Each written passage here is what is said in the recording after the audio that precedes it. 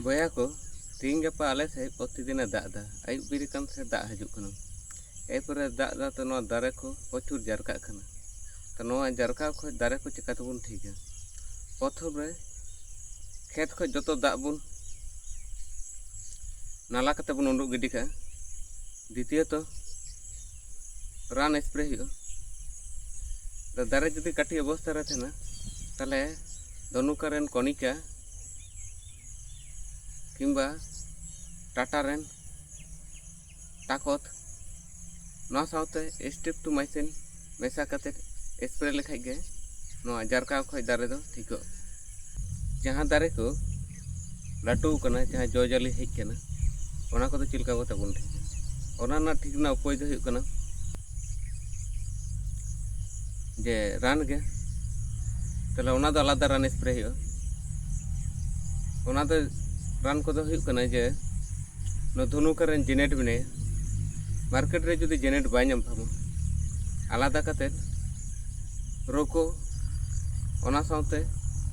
बेलिडामाइसिन किंबा कासुबामाइसिन ओना को मेसा कते स्प्रे लेखाय गे दारे ठीको मार्केट रे जुदी रोको किंबा जेनेट ओना हो जुदी बांग नापामा ताले आरो रान मेना ओना लगे दो नो एमिस्टार टॉप मिने कास्टोडिया मिने नेटिव मिने ओना साउते कासुगामाइसिन किंबा बेलिडामाइसिन मेसा कते स्प्रे लेखाय हो काज हुई एरपरे नोआ रेदो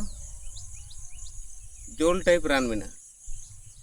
माने टेबुकोनाजोल डायफेनाकोनाजोल नोआ रेदो दारे ना ग्रोथ नासेना धमकावया बाय लाहाचोया एरपरे दारे को नेल केदा बुन ठीकना तारपरे पीजी के यार स्प्रे लेखाय गे नोआ दारे को दा ठीको पीजीआर दो चिलकाना बुन स्प्रे पीजीआर दो नोआ पिलाटास बने किंबा इम्यून गोल्ड बने किंबा जेकोनो हिमिक फिल्बिक एसिड जातीय नोआ पीजीआर स्प्रे लेखाय गे काज हुआ बाखाय कोटेबारान मिराकुलान बने नोआ जातीय पीजीआर स्प्रे लेखाय गे परते दारी नाड़ी आरोय ठेलावया।